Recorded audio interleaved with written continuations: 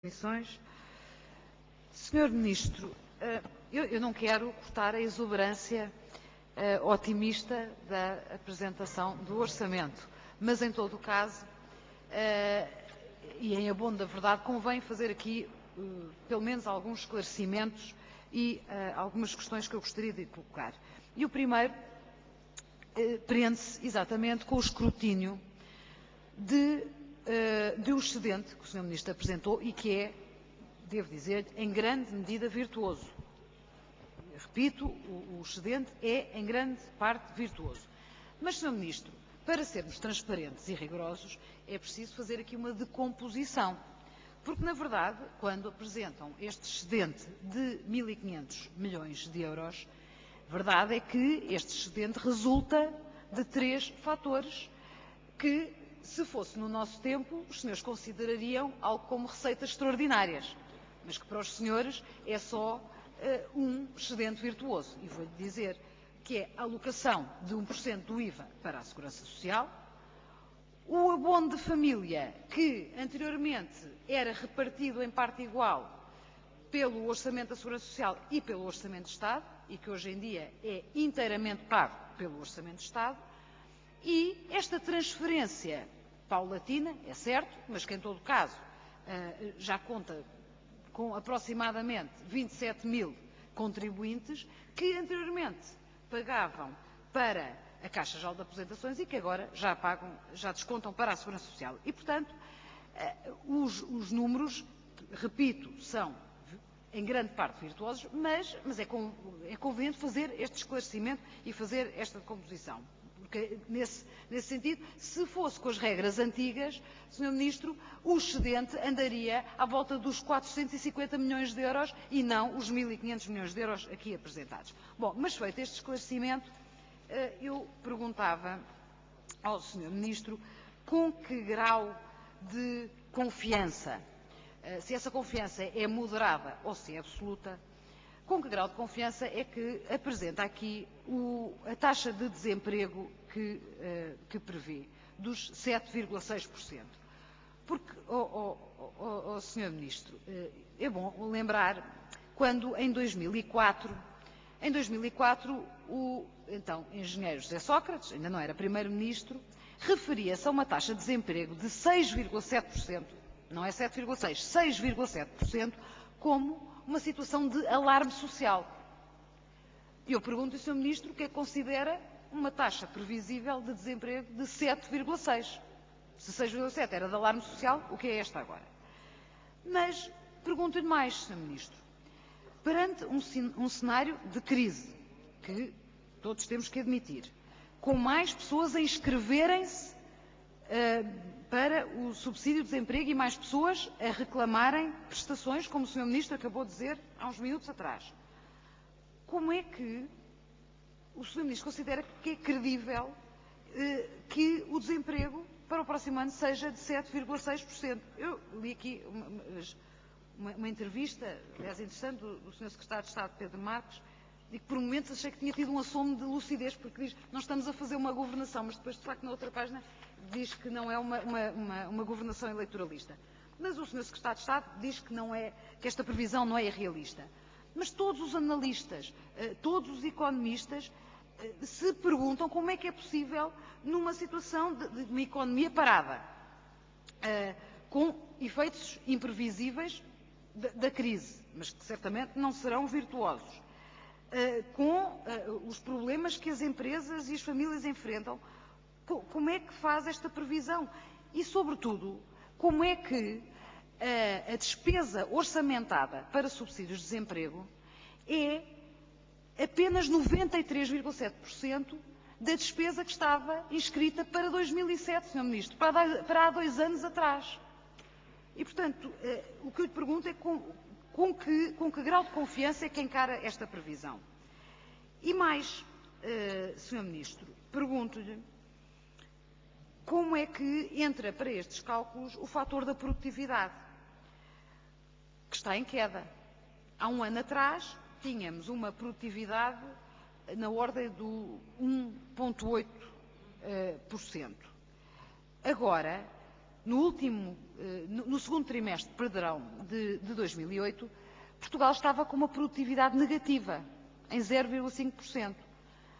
Onde é que está este indicador refletido na vossa previsão do desemprego? E porquê que nunca é abordado? A produtividade é um fator relevante e a ser considerado em quaisquer previsões orçamentais. E ainda falando de desemprego, há um indicador que cá não está esclarecido, e é isso que lhe pergunto, se ele existe, se o Sr. Ministro tem conhecimento e se vai abordá-lo, que é, e como aliás é feito em Espanha, que é a situação em que os dois elementos de um agregado familiar típico, dois elementos de um casal, estão desempregados. Em Espanha esta diferenciação é feita e é algo que tem vindo a preocupar o CDS-PP, porque é evidentemente mais penalizador quando num agregado os dois elementos estão desempregados ou quando apenas um está desempregado. E o que eu lhe pergunto é se tem dados e se considera possível uma proposta para melhorar e para majorar, quer em termos de tempo da prestação, quer em termos de montante da prestação, o subsídio de desemprego quando esteja em causa esta situação de desemprego duplo. Perguntava também, Sr. Ministro, se tem alguma estimativa, ou se pode ter alguma estimativa do custo financeiro de uma medida que passasse por uma desoneração em um ponto da taxa social única. Pergunto se tem o conhecimento de qual seria a estimativa financeira deste custo. Porque, obviamente, esta desoneração, esta quebra, poderia constituir uma parcela que iria eventualmente estimular a economia e iria proporcionar e facilitar a contratação num quadro de emprego muitíssimo difícil. Passando às pensões. E parece-me, Sr. Ministro, que o Sr. Ministro neste momento está a ser vítima, ou vai ser vítima de si próprio, e os pensionistas vão ser vítimas da política deste Governo. Porquê? Porque a fórmula que os senhores encontraram para o aumento anual das pensões vai chocar contra a parede num cenário de crise. Porque é uma fórmula extremamente rígida e, portanto, não permite encontrar soluções em contraciclo. O que é que significa? Quando o crescimento é superior a 2% e há um ganho de poder de compra, as pensões médias e baixas crescem. Mas quando o crescimento é inferior aos 2% e o poder real de compra baixa, não são possíveis as medidas que acompanhem e façam acompanhar de uma forma flexível o aumento do nível da inflação. E, portanto, é uma fórmula que, numa situação de crise económica e social como aquela que enfrentamos, só acentua as medidas cíclicas e não dá margem para medidas contracíclicas como aquelas que encontramos. E, portanto, os pensionistas ficam reféns. E, sobretudo, os pensionistas mais desfavorecidos são os mais penalizados.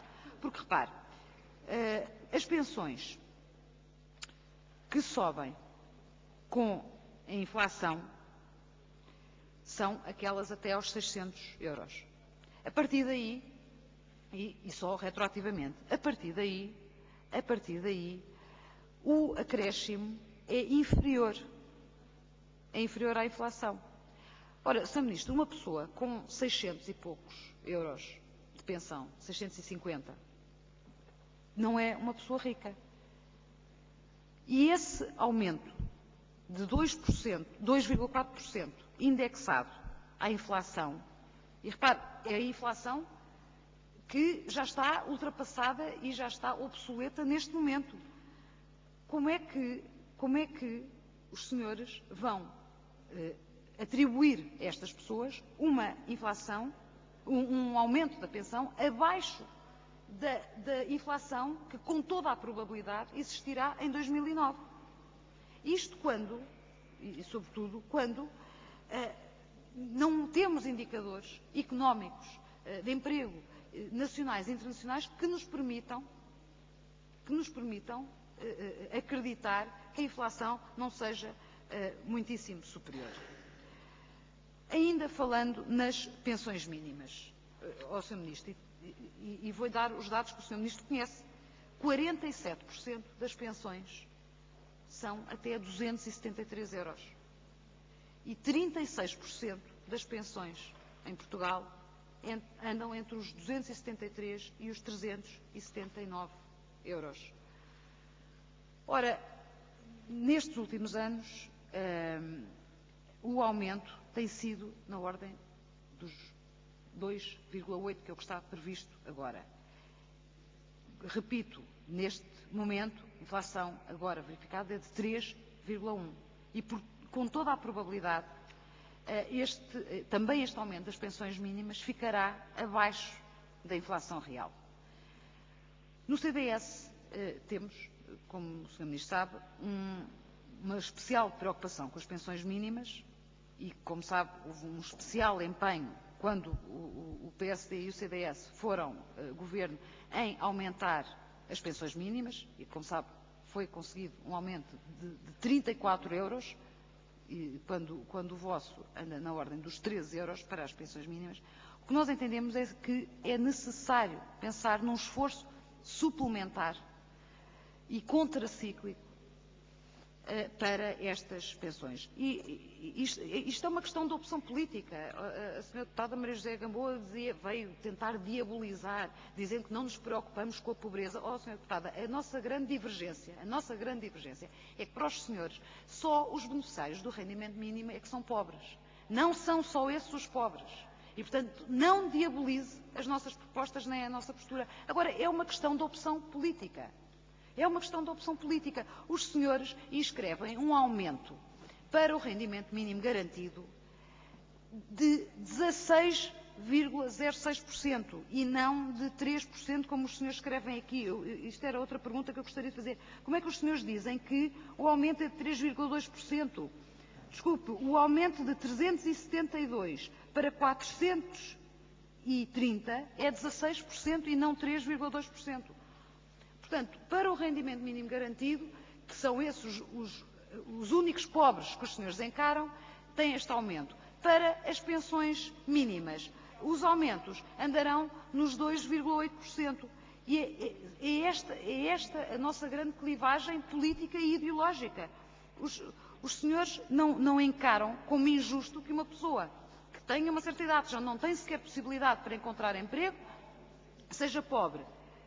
E para os beneficiários do rendimento mínimo garantido, e vou concluir, Sr. Presidente, existe uma abertura de um aumento muito superior. E, portanto, eram estas as questões que eu deixava, sem prejuízo de... Sr. Presidente, tenho que fazer ainda uma pergunta. A propósito do abono de família, o Sr. Ministro referiu aqui o reforço dos apoios à família, os 600 milhões de euros. Mas os senhores podiam começar por cumprir a lei. E sabe do que é que estou a falar.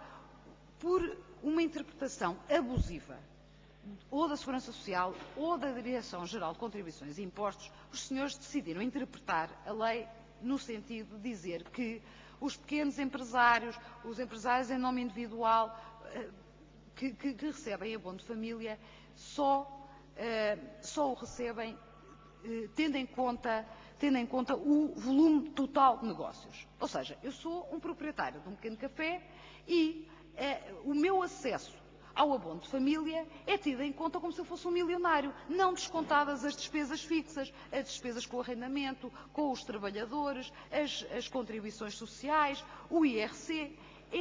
É a partir desse volume global que é contabilizado o acesso ao abono de família. Ora, isto é de uma tremenda injustiça. E os senhores já o reconheceram, e não é só o CDS que o diz, é o provedor de justiça que já veio alertar para esta situação. Os senhores já foram interpelados 5 vezes sobre isto. E dizem o quê? Bom, que a situação ficará resolvida quando aprovarem o novo Código Contributivo. E quando é que vai ser aprovado o novo Código Contributivo? E já agora, se estes pequenos empresários que se viram privados do abono de família, porque foram considerados como milionários quando não o são, se vão ter direito a retroativos do abono de família que deixaram de receber por causa de uma interpretação absolutamente abusiva.